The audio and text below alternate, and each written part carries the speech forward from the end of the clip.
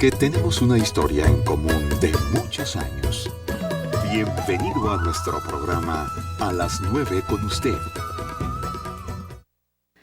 ¿Qué tal, amigos? Buenos días. ¿Cómo amanecieron esta mañana de hoy? Es martes 28 de abril ya, martes 28 de abril. Y le damos la más cordial bienvenida a nuestro programa A las 9 con usted, transmitiéndose a través de las dos señales digitales de televisión, 25.1, que es noticias, 25.2, que es cultura, y también gracias a quienes nos reciben a través de la radio, 96.3 de FM. Gracias por estar recibiendo nuestro programa y le recuerdo que también puede escucharnos a través de la computadora seleccionando nuestra página www.c7jalisco.com y ahí elige el programa A las 9 con usted y por usted, claro. Y si usted nos elige, yo se lo agradezco porque esto le da sentido a nuestro trabajo cotidiano, que es un gusto. Es un gusto venir cada mañana y conversar con ustedes y aprender ustedes y nosotros también de cada uno de las conversaciones que aquí se llevan a cabo.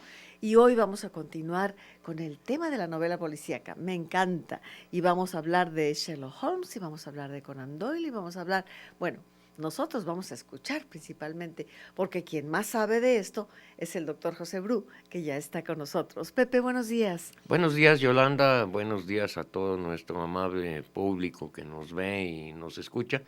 Y el programa de hoy es uno de esos programas que es difícil abarcar a un autor como Conan Doyle y un personaje como Sherlock Holmes en un solo programa. Yo creo que necesitaríamos 2 o 3, pero bueno, nos vamos a resumir y a tratar de decir lo más importante en esta hora. Me parece que tienes toda la razón, pero pues recordemos que la intención de nuestro programa no es plantear un tema exhaustivamente, sino provocar a que cada uno de los amigos televidentes, radioescuchas, cibernautas, por su cuenta se sientan motivados a seguir abundando en estos temas. Así que espero cumplir con ese objetivo el día de hoy, motivarle hacia Arthur Ignatius Conan Doyle, el autor de Sherlock Holmes, la novela policíaca. Adelante, Pepe.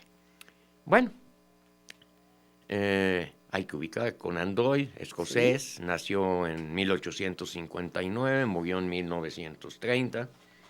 Es conocido sobre todo por su personaje Sherlock Holmes y su inseparable acompañante, el Dr. Watson. Es curioso que hay veces que los autores no sabemos qué es lo importante y qué no es lo importante de lo que escriben. Él despreciaba a Sherlock Holmes, Conan Doyle. Él quería pasar a la historia por su demás literatura, en parte histórica, en parte tiene una serie de un doctor en un mundo perdido que luego hicieron películas y que encuentran ahí dinosaurios ciencia ficción. Ciencia ficción. Y tan es así que despreciaba a Sherlock Holmes. Bueno, yo lo entiendo. Es uno de los pocos casos en que el personaje es más conocido que el autor. Sí. Todo el mundo sabe quién es Sherlock Holmes y no todo el mundo sabe quién fue Conan Doyle. Conan Doyle. Bueno, tan es así que lo despreciaba que empieza a escribir acerca de Sherlock Holmes en 1886, a los 27 años. Y 5 años después, en 1891, escribe a su madre: preveo matar a Holmes en la 6ª aventura. Me impide pensar en cosas mejores. Sí, lo atrapó su propia obra. Sí, y además lo hace. Mata a Sherlock Holmes, aunque se provoca un escándalo y un revuelo espantoso. Aunque afortunadamente tuvo el cuidado de no decir que había muerto. En el problema final, vemos que están peleando Moriarty, que es el antagonista, es el arte, es la parte, así como Sherlock Holmes, todos los conocimientos que tiene es, vamos a decir, para el bien. Moriarty, todos los conocimientos que son equiparables a los de Sherlock Holmes, son para el mal. Entonces, en una lucha que hay, caen por las cataratas de Reichenbach, en Suiza, y bueno, pues todos nos quedamos con la idea de que murió. Pero empiezan a llover cartas. Hay que acordarnos que en aquella época, antes de publicarse en libros cuentos, novelas, etcétera, se publicaban en revistas, periódicos, empiezan a escribir el público diciendo que quieren más aventuras de Sherlock Holmes. Sí. Entonces se saca de la manga, bueno, después de recibir una buena cantidad de dinero en vez de lo que había recibido por la primera, por el estudio en Escarlata, que creo que fueron 25 libras, acá creo que le ofrecen ya 40 o 50 mil libras porque continúe con Porque lo resucitara. porque lo resucite. Pero se saca de la manga mejor decir, hay otras aventuras antes de que muriera que no había contado. Y el doctor Watson empieza a contar aventuras sucedidas antes de la muerte de Sherlock Holmes. El público se cansa y dice, no, queremos a Sherlock Holmes vivo. Y bueno, sigue reticente hasta que de repente un día su mamá, eso dice la leyenda, la literatura está llena de leyendas, la mamá le dice, ya ni vengas los domingos a comer a la casa mientras no resucites a Sherlock Holmes. Y parece que le gustaba mucho la cocina de su mamá. Bueno, a todos los hijos nos gusta la cocina materna. Y entonces decide resucitarlo y nos damos cuenta que en esa caída, gracias a que sabía unas artes orientales, no muere. Bueno. No muere y queda ahí eternamente vivo. Y queda eternamente vivo. Ahora sí que eternamente vivo. ¿Qué le parece Arthur Ignatius Conan Doyle? Es interesantísimo el personaje. Yo ayer que estuve leyendo sobre la vida de Conan Doyle, me daba cuenta de una serie de aspectos que tienen mucho que ver su madre. Por ejemplo, si fue una madre muy fuerte, pero su padre fue un artista. Y fue John Doyle, y su padre además era un hombre con problemas de alcoholismo. Lo cual va a significar mucho para Arthur Conan Doyle, ¿no? Tú sabes cómo esta situación ejerce una gran influencia en el resto de la familia, ¿no? Claro. Bueno. Y lo hace un hombre muy sensible, Arthur Conan Doyle, y muy necesitado de afecto. Por supuesto. Uh-huh. No se refleja mucho en su obra. En la policíaca no. Porque es muy racional uh-huh. y no hay modo de reflejar eso. Acaba escribiendo en total 4 novelas, son nada más 4 novelas, y 56 cuentos. Las 4 novelas son Estudio en Escarlata, El signo de los 4, El valle del terror y El sabueso de los Baskerville. Uh-huh. Y 56 cuentos que están agrupados en colecciones, Las aventuras de Sherlock Holmes, Las memorias de Sherlock Holmes, El regreso de Sherlock Holmes, El archivo de Sherlock Holmes y El último saludo de Sherlock Holmes. Ese es el canon holmesiano. Como en muchos otros personajes, ha habido otros autores que han tratado de continuar con el personaje. Bueno, en James Bond hay 10 o 20 autores que han escrito nuevas aventuras de James Bond. Pero los seguidores de Sherlock Holmes son muy exigentes. Entonces, el canon holmesiano son nada más las 56 cuentos y las 4 novelas. Sí. Y con eso es más que suficiente. Les pedí que leyeran para esta sesión la primera obra de Sherlock Holmes, que es una novela, Estudio en Escarlata, y un cuento, La estrella de plata, que aparece en Las memorias de Sherlock Holmes. Estudio en Escarlata, que es una novela, no es de las mejores obras de Conan Doyle en cuanto a Sherlock Holmes, pero lo interesante es que aparece por primera vez Sherlock Holmes y nos damos cuenta de cómo piensa, y conoce al Dr. Watson y se van a vivir al 221B de Baker Street. Lugar mítico, porque llegan cartas al 221B de Baker Street, aún en la actualidad, dirigidas a Sherlock Holmes. Planteándole casos. Yo creo que es un poco parecido como a las cartas que se mandan a Santa Claus en el Polo Norte. Yo no sé qué hagan los carteros. Bueno, parece que estas, las del 221B, sí las entregan, porque la sociedad holmesiana compró ese edificio que había pasado por ser tintorería y algo, pero es un edificio que sí existe, y ahí está la sede de la sociedad holmesiana. Bueno.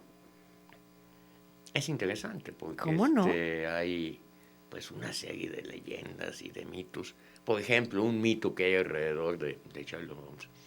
Todo el mundo sabemos que Sherlock Holmes, cuando Watson le pregunta cómo deduce algo, lo primero que le dice es elemental, mi querido Watson. Pues no, esa frase no aparece en ninguno de los 56 cuentos ni de las 4 novelas. No me digas. Aparecen frases parecidas, elemental o mi querido Watson, pero la frase junta no aparece en ninguna. Esa es una frase que apareció en película.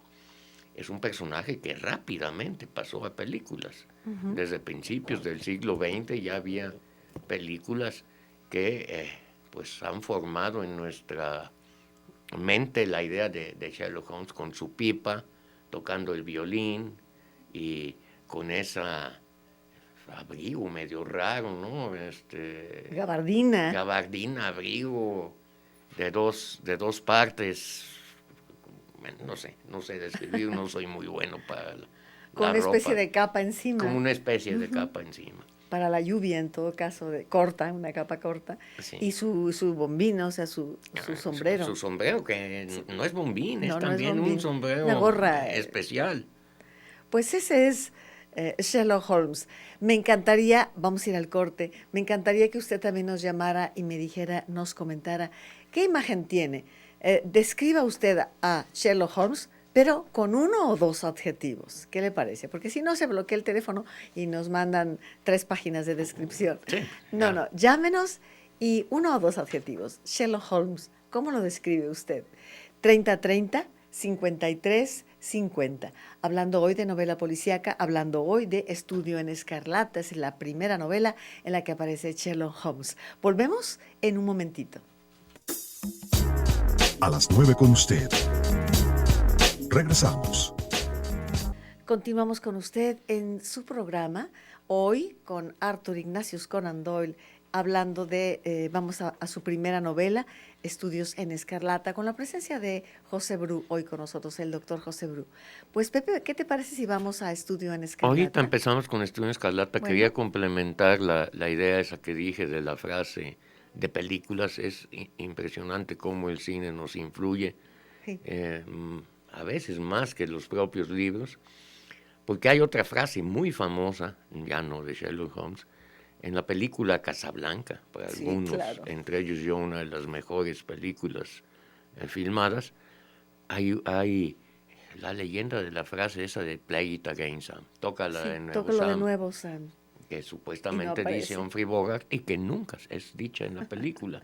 Bueno, en fin, Estudio en Escarlata. Estudio en Escarlata lo que tiene de interesante es que nos presenta por primera vez a Sherlock Holmes y cómo conoce al doctor Watson. Sí. De hecho, están en casa de un amigo común y de repente Stanford, que así se llama el amigo común, haciendo las presentaciones, dice el doctor Watson, el señor Sherlock Holmes. ¿Cómo está usted?, dijo cordialmente. Bueno, todo esto está escrito, son las memorias del doctor Watson. ¿Cómo está usted?, dijo cordialmente, estrechando mi mano con una fuerza que yo había estado lejos de suponerlo. Por lo que veo, ha estado usted en Afganistán. ¿Cómo diablos lo sabe?, pregunté asombrado. No se preocupe, dijo él riendo por lo bajo. De lo que ahora se trata es de la hemoglobina, porque había hecho un hallazgo de la hemoglobina. Y en algún momento le dice Sherlock Holmes, de hecho usted pareció sorprenderse cuando le dije en nuestra primera entrevista que había venido de Afganistán. Alguien se lo habría dicho, sin duda alguna. De ninguna manera. Yo descubrí que usted había venido de Afganistán. Por la fuerza de un largo hábito, el curso de mis pensamientos es tan rígido en mi cerebro que llegué a esa conclusión sin tener siquiera conciencia de las etapas intermedias. Sin embargo, pasé por esas etapas. El curso de mi razonamiento fue el siguiente. He aquí un caballero que responde al tipo del hombre de medicina, pero que tiene un aire marcial. Es por consiguiente un médico militar con toda evidencia. Acaba de llegar de países tropicales, porque su cara tiene un fuerte color oscuro, color que no es el natural de su cutis, dado que sus muñecas son blancas. ha pasado por sufrimientos y enfermedades, como lo pregona su cara macilenta. Ha sufrido una herida en el brazo izquierdo. Lo mantiene rígido y de manera forzada. ¿En qué país tropical ha podido un médico del ejército inglés pasar por duros suficientes? Evidentemente en Afganistán. Cuando veamos a Paco Ignacio Taibo II, veremos cómo se burla del método deductivo y saca otras conclusiones de esa misma. Pero bueno, una parte que me gusta mucho es cuando dice que va a hacer un análisis de Sherlock Holmes y dice: Sherlock Holmes, haga de sus conocimientos.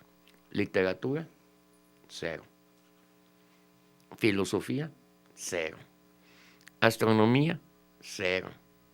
Política, ligeros. Botánica, desiguales, al corriente sobre la belladona, el opio y los venenos en general. Ignora todo lo referente al cultivo práctico. Geología, conocimientos prácticos pero limitados. Distingue de un golpe de vista la clase de tierra. Después de paseos me ha mostrado las salpicaduras que había en sus pantalones, indicándome por su color y consistencia en qué parte de Londres le habían saltado. Química, exactos pero no sistemáticos. Anatomía, profundos. Literatura sensacionalista, inmensos. Parece conocer con todo detalle todos los crímenes perpetrados en un siglo. Toca el violín. Experto boxeador y esgrimista de palo y espada.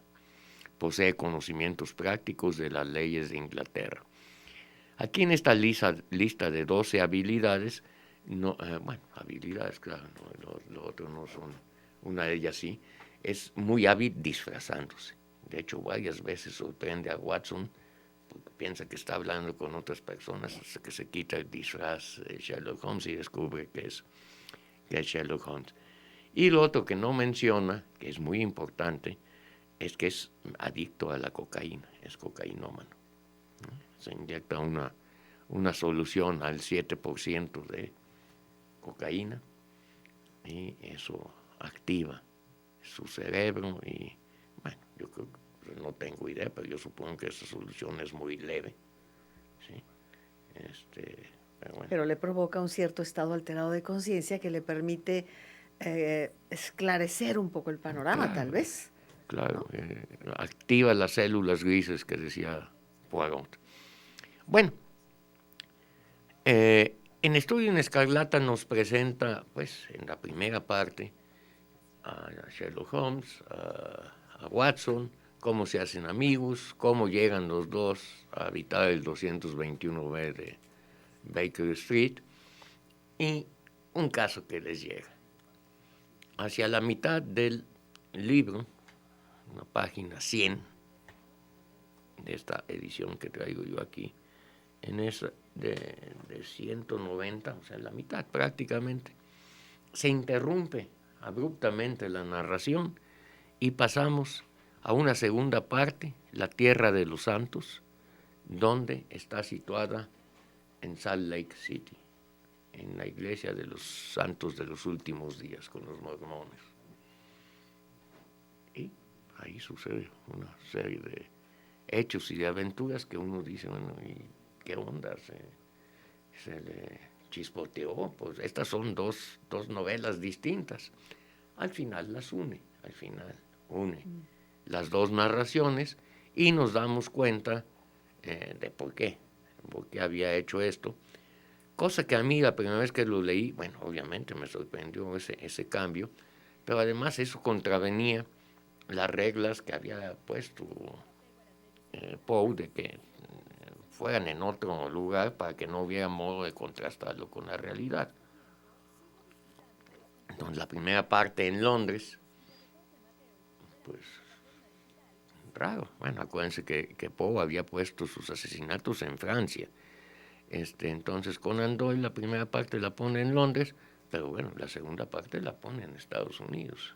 De modo que no podamos, los ingleses no podían saber si lo que narraba era apegado a la realidad o no.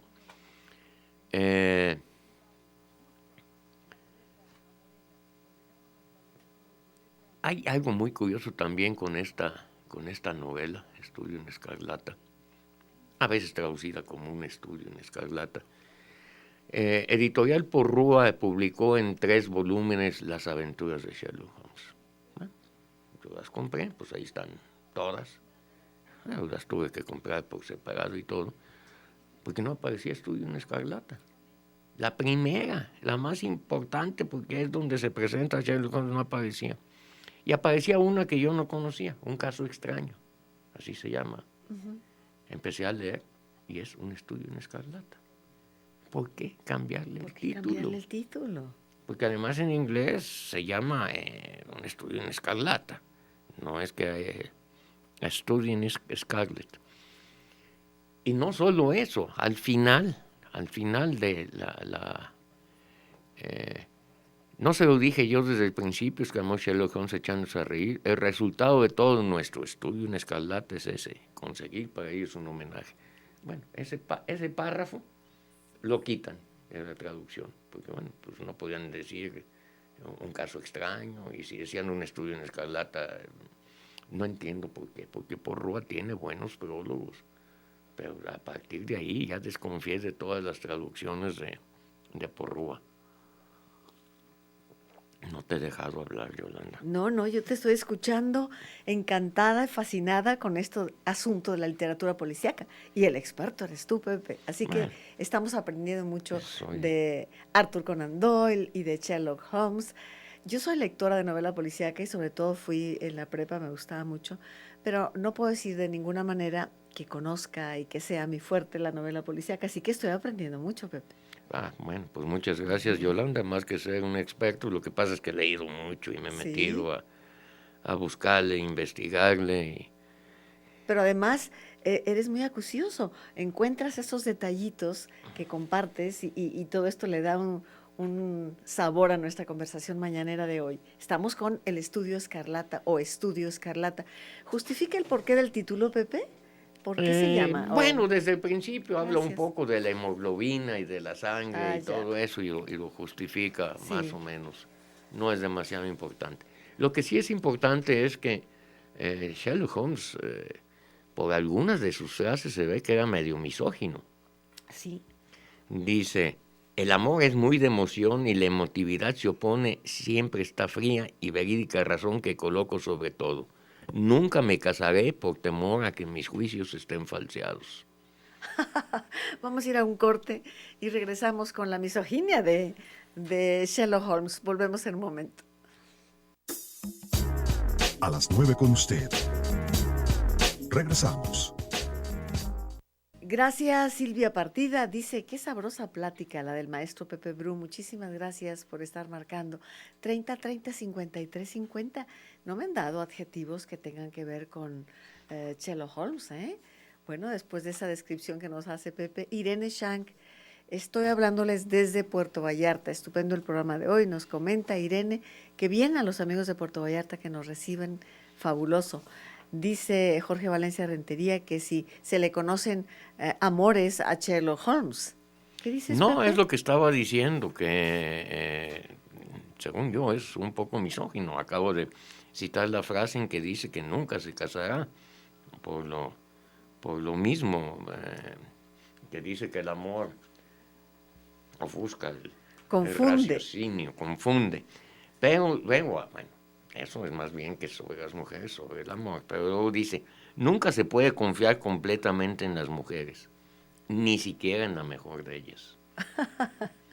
Pues qué bueno, la mujer siempre es misterio. Bien, vale. Tengo demasiada experiencia para no saber que la intuición de una mujer puede resultar mucho más válida que las conclusiones de un razonador que procede por análisis. Eso ya no fue misoginia, eso es reconocimiento. Aprecio mucho el instinto femenino. Eso ya fue reconocimiento. Eso ya es. Pero bueno, y luego se define a sí mismo, fíjate qué modo tan... soy un cerebro, Watson. El resto es un mero apéndice. Se define como un cerebro y todo lo demás es un apéndice de ese cerebro. Es un accidente. Es un accidente. Así que soy un cerebro, tal cual la reina de Corazones, de la reciente película de Tim Burton de Alicia en el País de las Maravillas, toda cabeza. Pero que bueno, por ejemplo, ahí esa me molestó mucho, que se llamara Alicia en el País de las Maravillas. Claro. Regreso de Alicia al País de las Maravillas. Así es. Yo la fui a ver pensando que era una nueva versión de Alicia, que es un libro que me encanta, y es otra cosa completamente diferente. Así es. Bien, hay dos películas que me llaman a mí mucho la atención, que se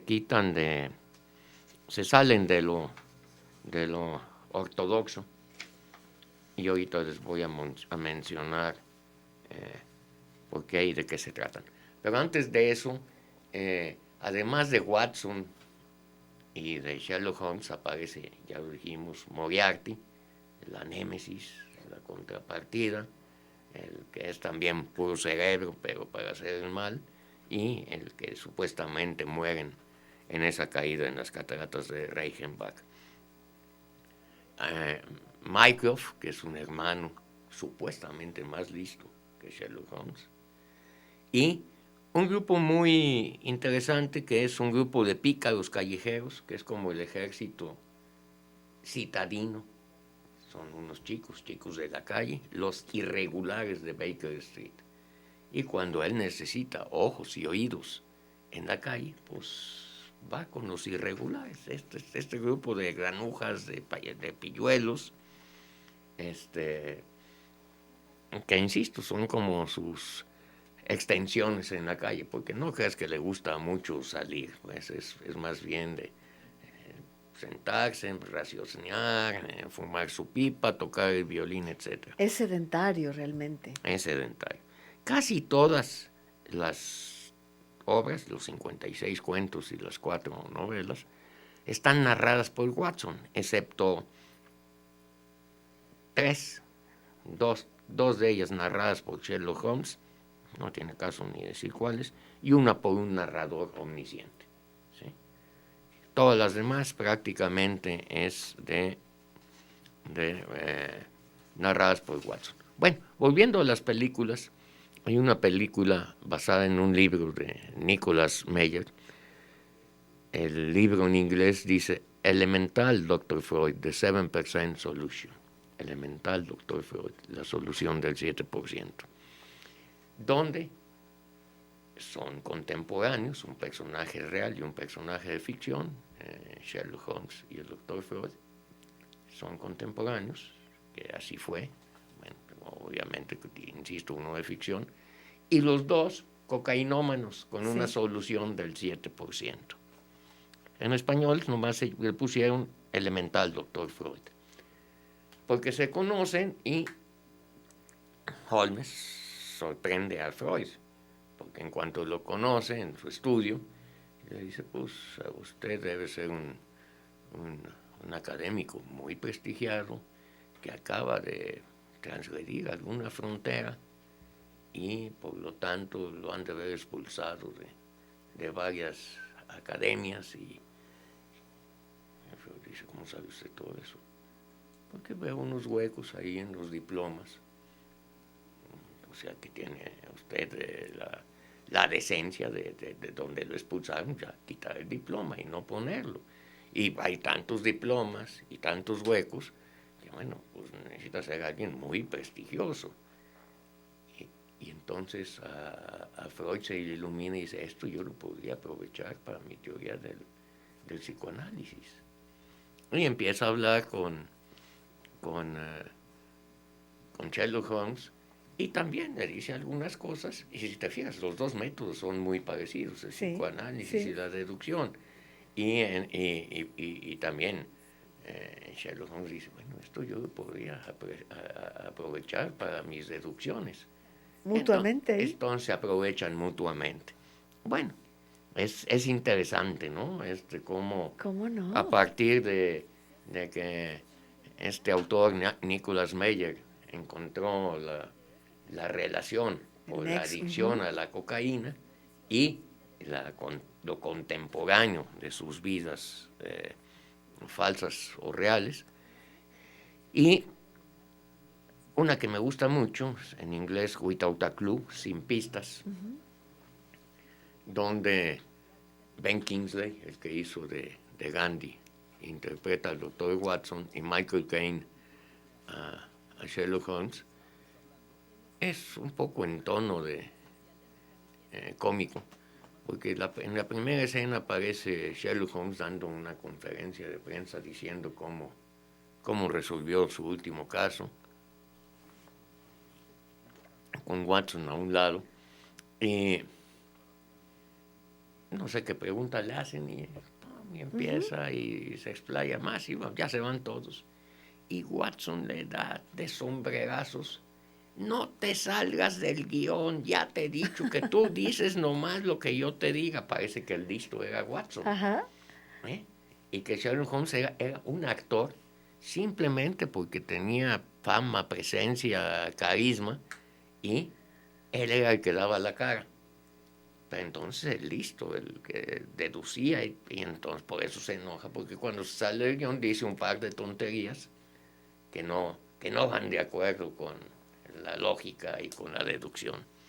Entonces, bueno, interesante, ¿no? Y además con buenos actores. Porque obviamente de Sherlock Holmes ya en el plano serio hay infinidad de películas. Bueno, incluso hace poco salieron 2 series nuevas sobre Sherlock Holmes, una norteamericana y otra inglesa. En una de ellas, el doctor Watson es doctora, y bueno, ahí hay nuevas aventuras y nuevos deducciones y raciocinios. Y bueno, cuando Sherlock Holmes le platica a Watson cómo dedujo lo de Afganistán, Watson le dice, bueno, esto me recuerda mucho a Edgar Allan Poe y Auguste Dupin. Y fíjate lo extraordinario, Sherlock Holmes le dice, si piensa usted hacerme un elogio comparándome con Auguste Dupin, está muy equivocado. Ese era un amateur de segunda. Ese no tenía idea de lo que es el método deductivo, porque siguió el raciocinio de su pensamiento de su amigo 15 minutos después. Eso no es aplaudible. ¿Cómo se pone usted a Compararme a mí, a Sherlock Holmes. Sí. Bueno, pero eso quiere decir que Conan Doyle había leído sin duda a Edgar Allan Poe. Edgar Allan Poe. Y incluso habla, entonces cuando dice, bueno, si no le gusta que lo compare con Auguste Dupin, ¿qué piensa usted de Émile Gaboriau, otro gran escritor de ciencia de policíaca, o de... y dice 3 o 4 autores, o sea, se ve que sí había leído de autores policíacos. Bueno, te digo que no haya uno ni qué decir, ni qué más no decir, pero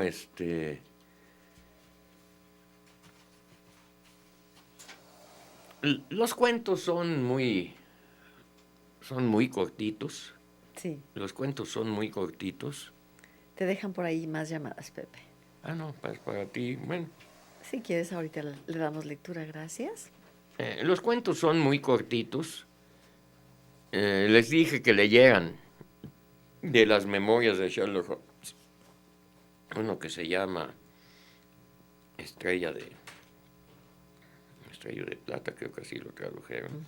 Estrella de Plata, sí lo inglés. Donde hay un robo de un caballo. Es un cuento de unas 20, 30 páginas. Pero me gusta mucho porque aparece una frase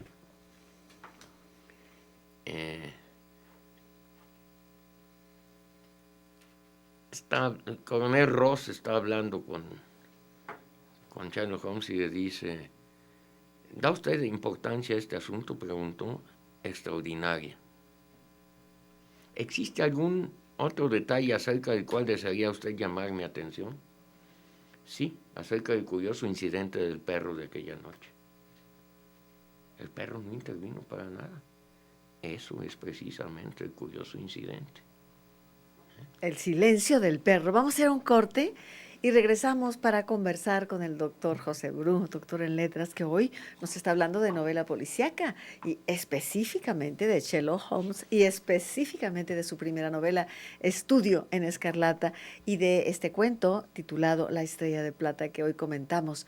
Volvemos al momento, 30-30-53-50. ¿Qué adjetivo usted relaciona con Sherlock Holmes? Volvemos. A las 9 con usted. Regresamos. Bueno, tenemos por aquí algunas opiniones del público. Federico Velasco nos dice que se integra al programa y que él recuerda que leyó mucho a Sherlock Holmes de joven, que le interesaba muchísimo. Daniel Ballesteros de Huejuquilla el Alto dice que aquí tiene unos adjetivos para Sherlock Holmes. Tú dirás, Pepe, mira, él dice que Sherlock Holmes es meticuloso, Sí, consistente, sí, perspicaz sí.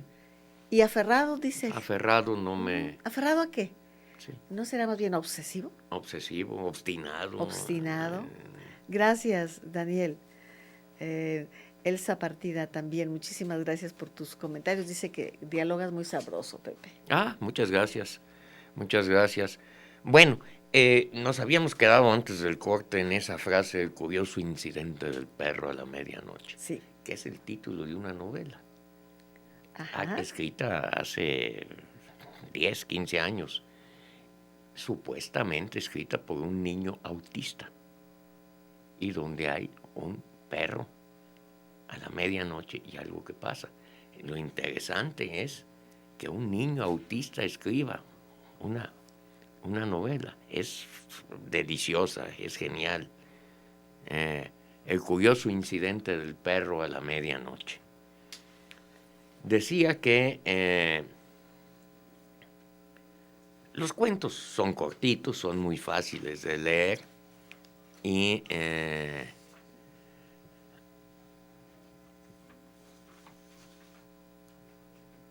entonces hay varias colecciones, 56 cuentos, afortunadamente, porque el público no se quedó conforme con que hubiera matado a Sherlock Holmes.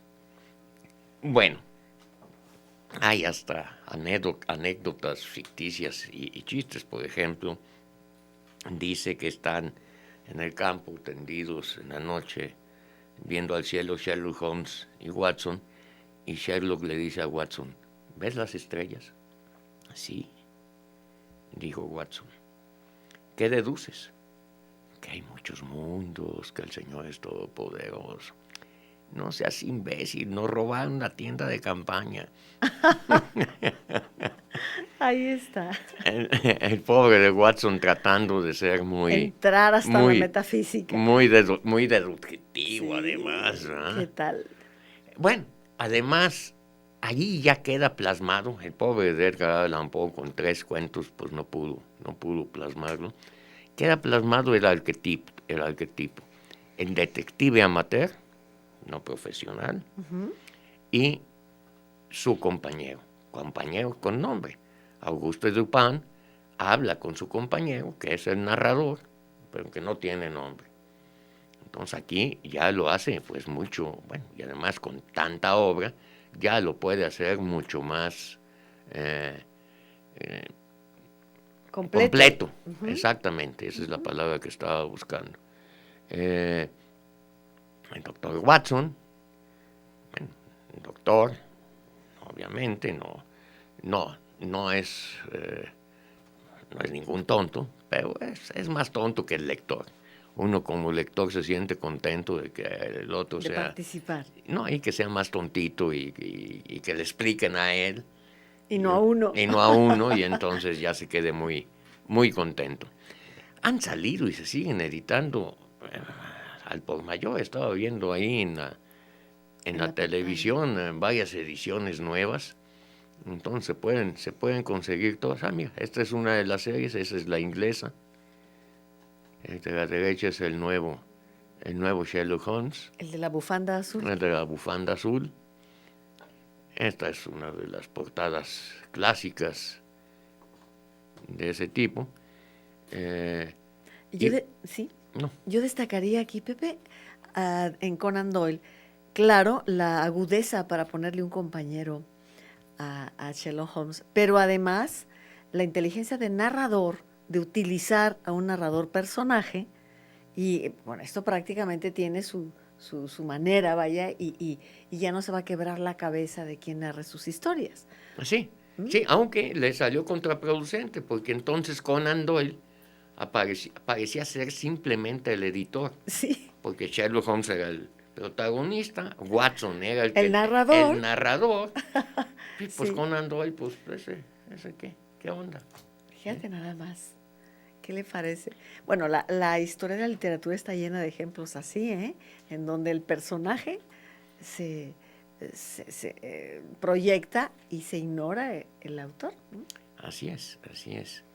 Y en algunos casos, son cosas curiosas. A mí, a mis alumnos me gusta mucho ponerles un torito y decirles quién escribió el Quijote.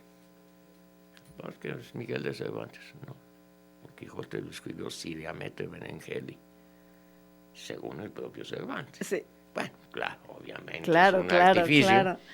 Pero ahí es una pregunta Pero, cruel, ¿eh? Bueno, es una pregunta cruel, pero tendrían que saberla. Pero es una pregunta donde puedes Sí. distinguir quién ha leído de veras el Quijote Exactamente. y quién no lo ha leído. Claro, por supuesto. Bueno, ya son que 9:54.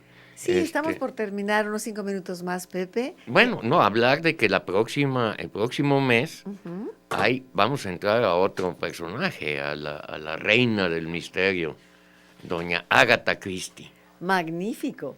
Agatha Christie, y bueno, tiene un demonial de novelas y además cuentos, pero bueno, las novelas es lo importante. Porque normalmente el cuento policíaco de este tipo, de clásico, de que hay que buscar el asesino, pues no alcanza a desarrollarse en un claro. cuento. Pero bueno, yo sugiero que lean 3 novelas. Asesinato en el Orient Express. Asesinato en el Orient Express. Que fue llevado a la pantalla. Casi todas han sido llevadas a la pantalla. Sí. Otra que se llama 10 negritos. En algunas traducciones aparece como 10 inditos. Está basada en la colección que en español conocemos como, en la canción conocemos como 10 perritos. Yo tenía 10 perritos, uno se murió en la nieve, ya nomás me quedan 9.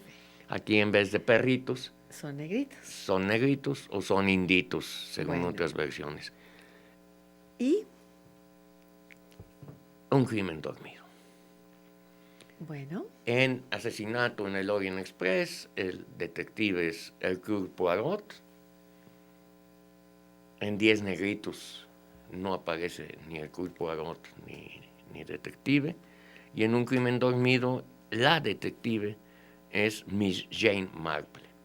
Entonces, si leen esos 3 libros, van a tener una idea de los 2 detectives y de uno en que no aparece detective.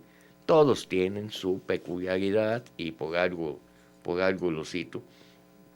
Uno podrá decir, híjole, 3 libros para un mes. No, pero se leen muy rápido, son libros muy accesibles. Son libros que lees uno por día, uno en 2 días. Claro, en una sentada. Casi, una tarde. Casi en una tarde, casi en una sentada. Si te atrapa, si te atrapa, lo lees en una sentada. Bueno, y entonces el próximo mes ya dejaríamos a Sherlock Holmes en paz y hablaríamos de doña Agatha Christie. Qué maravilla, me encanta la idea.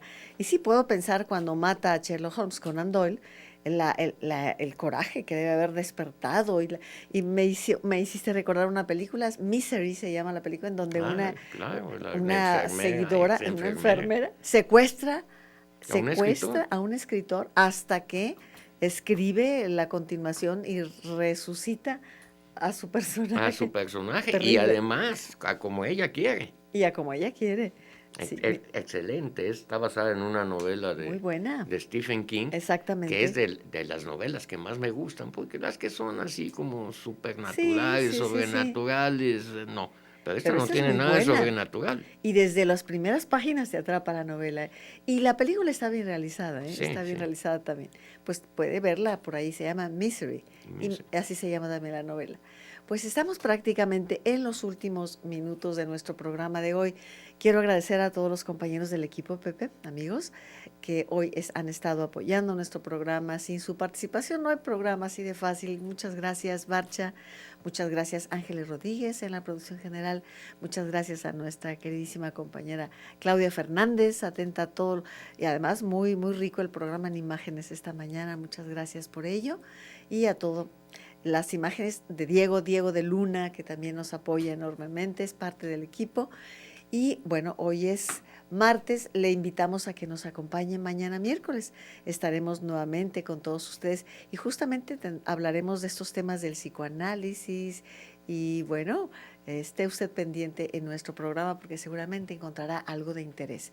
Que tenga un excelente día, y que todas sus actividades resulten positivas y con entusiasmo para realizarlas. Y aunque usted no lo crea, me sobra un minuto enorme para pasarle el micrófono a Pepe a que nos diga el cierre del programa, ¿vale? Bueno, pues más que cierre, yo te diría elemental, doctora Zamora. Bueno. Que ahorita que decías que mañana van a hablar de psicoanálisis, Sí. podrías ya mencionar lo Claro. de elemental, doctor Freud. Elemental, doctor Freud, pues. Gracias por su atención, muchas gracias a todos ustedes. Yo he disfrutado enormemente de la conversación inteligente y autorizada del doctor José Bru. Gracias, Pepe, gracias, compañeros. Y esta mañana, entonces, a las 9 con usted, aquí en C7, en las dos señales digitales de televisión, 25.1, 25.2, y por la radio 96.3 FM, y por supuesto también en la red. Es todo por hoy. Gracias y muy buenos días. Por tu compañía hoy en nuestro programa A las 9 con usted. Gracias.